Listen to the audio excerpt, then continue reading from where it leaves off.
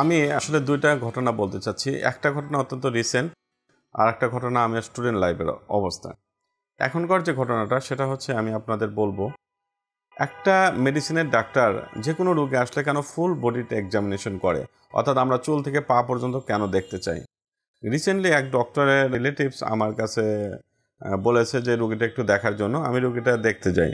রোগীটা ১ম ৩-৪ দিন typhoid fever অর্থাৎ এন্টেরিক ফিভার হিসেবে ভর্তি ছিল এবং প্রচণ্ড জ্বর ছিল। তো রোগীটাকে আমি ১ম এক্সামিনেশন শুরু করি। এক্সামিনেশন করার পরে আমি এই ১৪ বা ১৫ বছরের একটা মেয়ে। তখন আমি এই জায়গাতে আমরা একটা সিস্টোলিক মারমার পাই। তো তখন আমি রোগীটাকে সাসপেক্ট করি যে ওর হার্টে কোনো প্রবলেম আছে।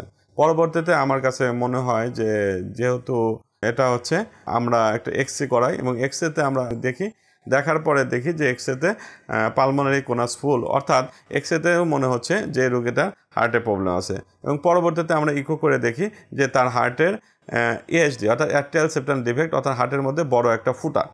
তাহলে আমি আপনাদের বলতেছি যে একজন মেডিসিনের ডাক্তার আসছে জ্বর নিয়ে, কিন্তু সে আবিষ্কার করলাম কি আমি তার হার্টে ফুটা আছে।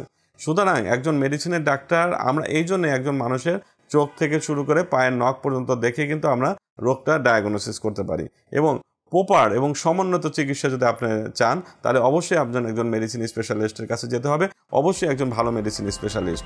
ধন্যবাদ, ভালো থাকবেন।